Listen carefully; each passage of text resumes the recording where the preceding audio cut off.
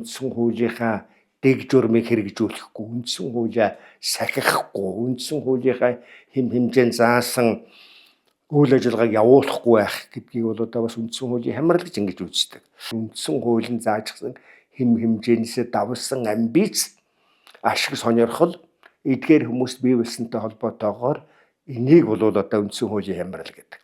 За энэ үндсэн хуулийн хямралч нь бол одоо зөвхөн энэ ордон дотор байгаа биш, ард түмний дунд талцал бий болгодог, төрд итгэлийг алдагдуулдаг ийм юмыг үүсгээд явчихдаг. Тэгэхээр бол үндэсний эв нэгдэл алдагдах ч гэдэг юм уу.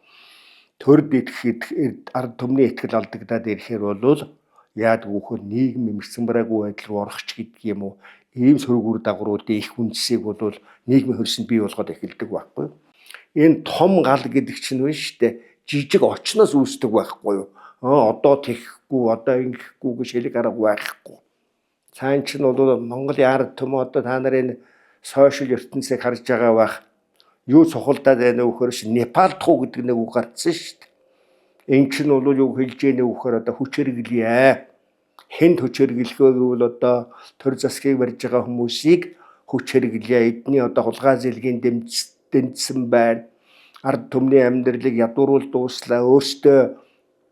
Өөрснийхээ төлөө ажилдаг болчлоо. Тийм учраас Непалдыг гэдэг юм одоо ингээд бүр ил цагаан гардаг болсон байна шүү дээ. За тэгэхээр бол одоогийн үсээд байгаа үндсэн хуулийн хямрал нь одоо юу вэ гэхээр бол үндсэн хуулийн хэм хэмжээнээс болоогүй улс төрчдийн өөрсдийнх нь одоо үл ойлголцлоос үүдсэн, амбицээс үүдсэн.